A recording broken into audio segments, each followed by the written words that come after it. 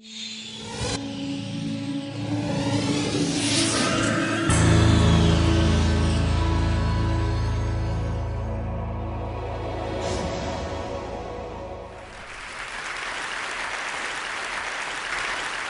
suis la fille d'un faussaire. Pas n'importe quel faussaire. Quand on entend faussaire, on comprend souvent mercenaire, on entend fausse monnaie, on entend faux tableau. Mon père n'est pas de ces hommes-là. Pendant 30 ans de sa vie, il a fabriqué des faux papiers, jamais pour lui-même, toujours pour les autres, et pour venir en aide aux persécutés et aux opprimés. Laissez-moi vous le présenter. Voici mon père quand il avait 19 ans. En fait, pour lui, tout a commencé pendant la Seconde Guerre mondiale, quand à l'âge de 17 ans, il s'est retrouvé propulsé dans un laboratoire de faux papiers. Et il est devenu très vite l'expert en faux papiers de la résistance. Et là où l'histoire n'est pas banale, c'est qu'après la libération, il a continué à faire des faux papiers jusque dans les années 70. Moi, quand j'étais petite, je ne savais rien de tout ça, évidemment. C'est moi au milieu qui fait la grimace. J'ai grandi en banlieue parisienne et voilà, j'étais la cadette d'une famille de 3 enfants. J'avais un papa normal, enfin comme les autres, en dehors du fait qu'il avait 30 ans de plus enfin qu'il avait surtout l'âge d'être mon grand-père. En tout cas, il était photographe, il était éducateur de rue et il nous a toujours appris à obéir strictement aux lois. Et de sa vie d'avant, de quand il était faussaire, évidemment, il n'en parlait jamais. Il y a eu pourtant un épisode que je vais vous raconter qui aurait peut-être pu me mettre la puce à l'oreille. J'étais au collège et j'avais eu une mauvaise note, ce qui arrivait plutôt rarement. En tout cas, j'avais décidé de la cacher à mes parents.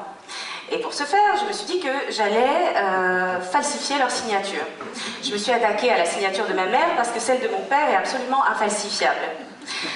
Alors, pendant un petit moment, j'ai pris des feuilles de brouillon, je me suis entraînée jusqu'à ce que j'ai le bon coup de main et je suis passée à l'acte. Un peu plus tard, en fouillant dans mon cartable, ma mère est tombée sur la copie et elle a tout de suite vu que la signature était fausse. Je me suis fait engueuler comme jamais, je suis partie me cacher dans ma chambre, me cacher sous la couverture et puis j'attendais que mon père rentre du travail avec, on peut le dire, beaucoup d'appréhension. Je l'ai entendu rentrer.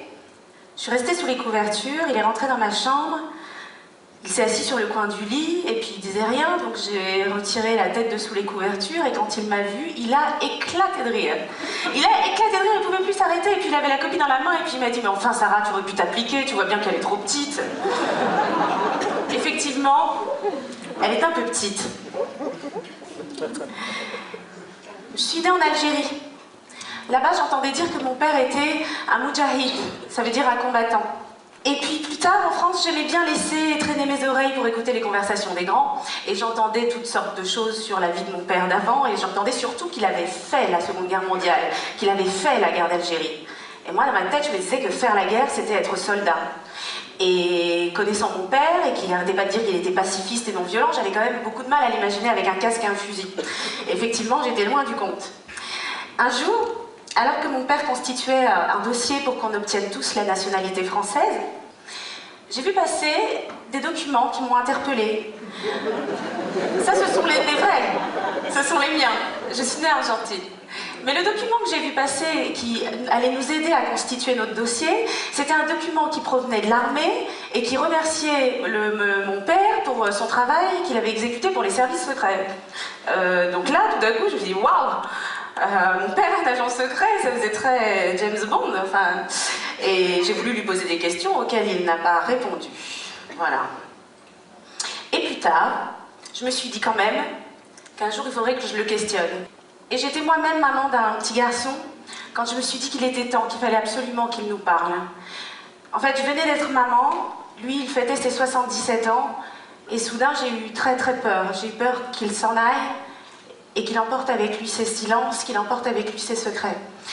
Et j'ai réussi à le convaincre qu'il était important pour nous, mais peut-être aussi pour les autres, qu'il fasse partager son histoire. Et il s'est décidé à me la raconter, et j'en ai fait un livre, dont je vous lirai tout à l'heure quelques passages. Donc son histoire, mon père est né en Argentine. Il avait des parents d'origine russe. Et toute la famille est venue s'installer en France dans les années 30. Ses parents étaient juifs, donc russe, et surtout très pauvre. Donc à l'âge de 14 ans, mon père devait travailler. Et avec son unique diplôme, le certificat d'études primaires, il s'est trouvé embauché dans une teinturerie. Et c'est là qu'il a découvert quelque chose d'absolument magique pour lui, et quand il en parle, c'est fascinant, c'est la magie de la chimie colorante. À ce moment-là, c'était la guerre, et sa mère a été assassinée quand il avait 15 ans. Et ça a coïncidé avec ce moment où il s'est jeté corps et âme dans la chimie, parce que c'était le seul réconfort à sa tristesse.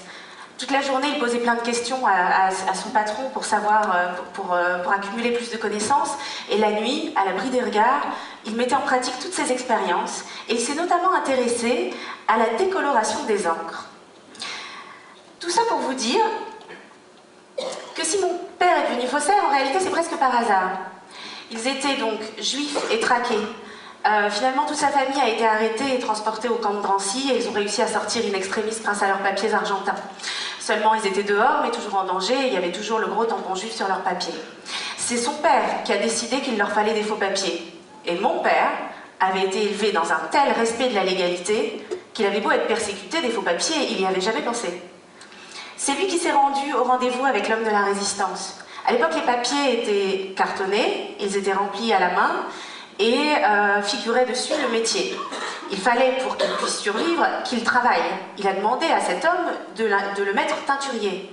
Et soudain, l'homme a semblé très très intéressé. Comment ça, teinturier, tu sais retirer les taches d'encre? Évidemment, il le savait. Et soudain, l'homme lui explique que, en fait, toute la résistance a un énorme problème, y compris les experts les plus réputés, n'arrivent pas à effacer une encre dite indélébile, l'encre bleue Waterman. Et mon père répond du tac au tac qu'il sait exactement comment la retirer. Alors évidemment, l'homme, très très impressionné par ce gamin de 17 ans qui lui donne la formule du tac au tac, l'a évidemment recruté. Et en fait, sans le savoir, mon père venait d'inventer quelque chose qu'on trouve aujourd'hui dans les trousses de tous les écoliers, j'ai nommé l'effaceur.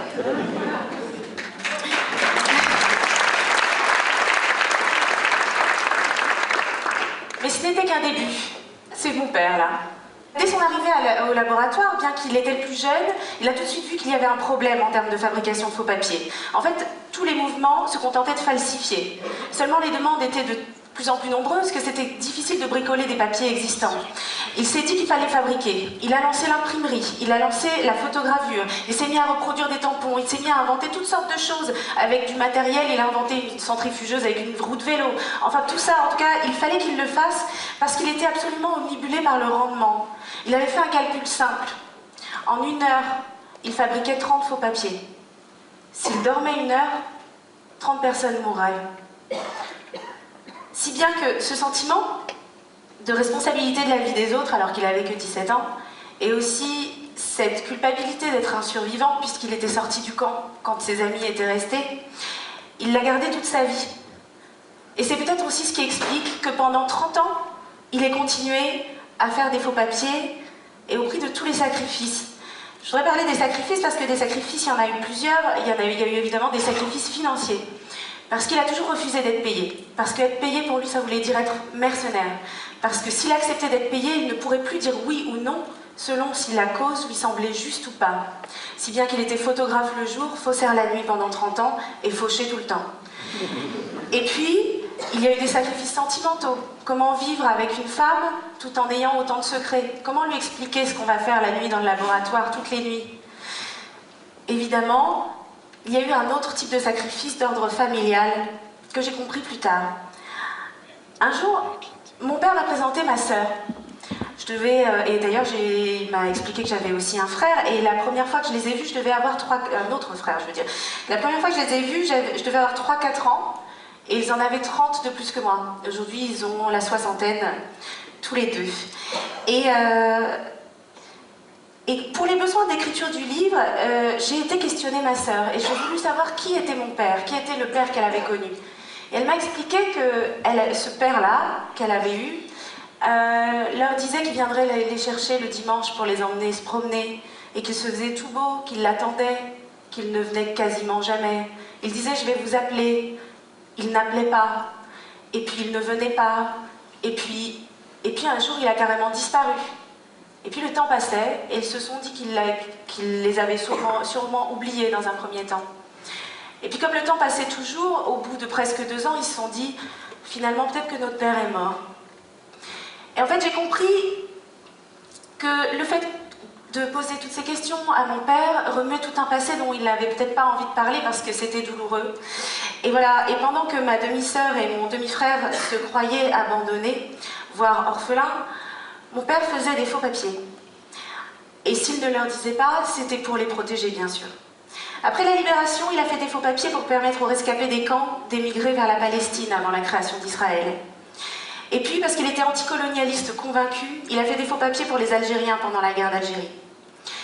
Et puis, après la guerre d'Algérie, au sein des mouvements de résistance internationaux, son nom a circulé. Et le monde entier est venu frapper à sa porte. En Afrique, il y avait des pays qui luttaient pour leur indépendance. La Guinée-Bissau, l'Angola. Et puis mon père s'est lié avec le parti anti-apartheid de Nelson Mandela. Il faisait des faux papiers pour les Sud-Africains noirs persécutés. Il y avait aussi l'Amérique latine. Mon père est venu en aide aux résistants aux dictatures de l'île Saint-Domingue, d'Haïti. Et puis c'était autour du Brésil, de l'Argentine, du Venezuela, du Salvador, du Nicaragua, la Colombie, le Pérou, l'Uruguay, le Chili et le Mexique. Et puis c'était aussi la guerre du Vietnam. Mon père a fait des faux papiers pour les déserteurs américains qui ne souhaitaient pas porter les armes contre les Vietnamiens. Et puis l'Europe n'était pas épargnée. Mon père faisait les faux papiers pour les dissidents de Franco en Espagne, aussi contre Salazar au Portugal, et aussi contre la dictature des colonels en Grèce. Et même en France. Alors, une seule fois, ça s'est passé en mai 68. Mon père regardait avec bienveillance évidemment les manifestations du mois de mai, mais son cœur était ailleurs et son temps aussi, puisqu'il avait plus de 15 pays à servir. Une fois pourtant, il a quand même accepté de faire des faux papiers pour quelqu'un que vous allez peut-être reconnaître. Il était beaucoup plus jeune à l'époque, et mon père a accepté de faire des faux papiers pour lui permettre de revenir prendre la parole à un meeting. Et il m'a dit que ces faux papiers-là étaient les faux papiers les plus médiatiques et les moins utiles qu'il ait eu à faire de toute sa vie. Mais que s'il a accepté de le faire, bien que la vie de Daniel Cohn-Bendit n'était pas en danger, c'était parce que c'était quand même une belle occasion de faire un pied de nez aux autorités et de leur montrer qu'il n'y a rien de plus poreux qu'une frontière et que les idées, elles, n'en ont pas. Toute mon enfance, pendant que les autres papas racontaient des contes de Grimm à mes copines, mon père me racontait des histoires de héros très discrets, avec des utopies inébranlables, et qui arrivaient à accomplir des miracles.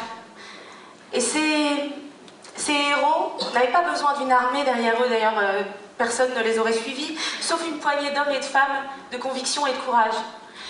Et j'ai compris plus tard qu'en fait c'était sa propre histoire que mon père me racontait pour m'endormir. Je lui ai demandé si, au vu des sacrifices qu'il avait dû faire, il lui était déjà arrivé de regretter. Et il m'a dit que non. Il m'a dit qu'il aurait de toute façon été incapable de regarder ou de subir les injustices sans rien faire. Et qu'il était persuadé et qu'il en reste convaincu qu'un autre monde est possible, un monde où plus personne n'aurait besoin d'un faussaire. Il en rêve encore. Mon père est aujourd'hui dans la salle. Il s'appelle Adolfo Kaminski. Et